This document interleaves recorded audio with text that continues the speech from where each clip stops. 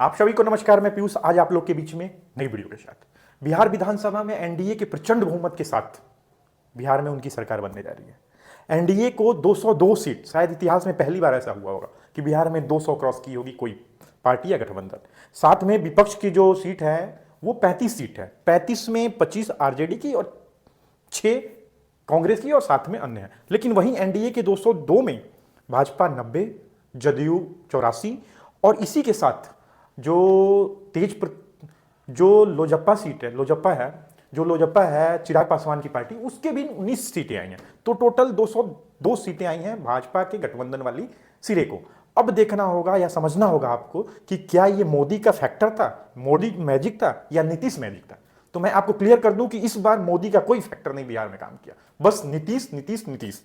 मैं इसलिए कह रहा हूं क्योंकि नीतीश की वजह से वहां पे जो वोटिंग परसेंटेज बढ़े थे वो नीतीश की वजह से बढ़ते थे। अब इसके कुछ रीजंस हैं, कुछ फैक्टर्स हैं, वो मैं आपके सामने काउंट करूंगा।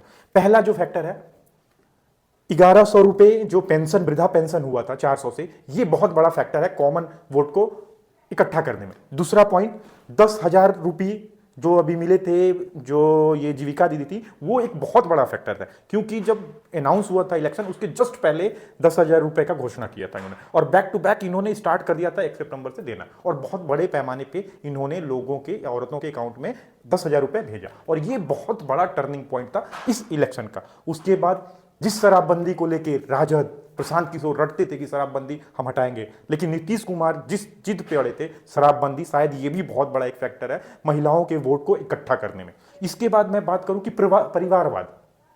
नीतीश कुमार, ठीक है, उनका एक बेटा है निशांत, लेकिन कभी परिवारवाद नहीं किया उन्होंने, और ये भी एक बहुत बड़ा मेजर फैक्टर था बिहार में।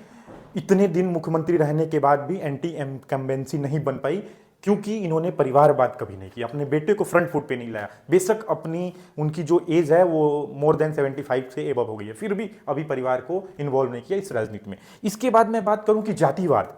2% के राउंड में कुर्मी समाज है, जिस समाज से नीतीश कुमार आते हैं, लेकिन इन्होंने कभी जातिवाद नहीं किया।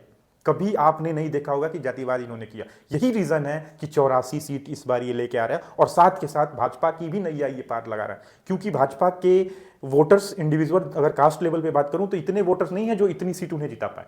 बस नीतीश कुमार की देन है कि अदर्स इंक्लूडिंग मुस्लिम भी इन्होंने इनको वोट दिया, और मुस्लिम की महिलाएं, ऐसा माना जा रहा है कि 50% से ज्यादा इनको वोट दी, मतलब एनडीए गठबंधन को। इसके बाद जो लास्ट पॉइंट है, जो एनडीए ने चुनाव लड़ा बिहार में, बहुत संयम से, बहुत मैच्योरिटी के साथ लड़ा।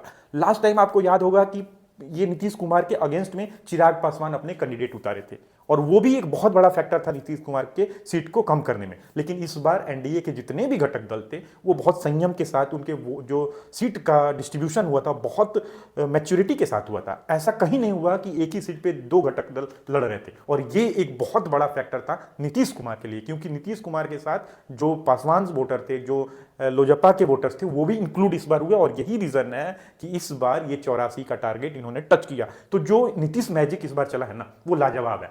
मोदी जी बेशक बिहार में 14 रैलियां की, लेकिन नीतीश कुमार की जो ये गतिविधियां हुई, जो ये इनके घोषणाएं हुई, जो ये चीजें हुई ना, इसके अगेंस्ट में जो बिहार के लोग थे उन्होंने बहुत भर भर के वोट किया, और खासकर महिलाओं ने बहुत साइलेंट वोटर बन के बिहार में नीतीश कुमार को वोट किया और एनडीए गठबंधन को वोट किया। यही रीजन है कि एनडीए गठबंधन फिर से एक प्रचंड बहुमत के साथ बिहार में सरकार बनाने जा रही है।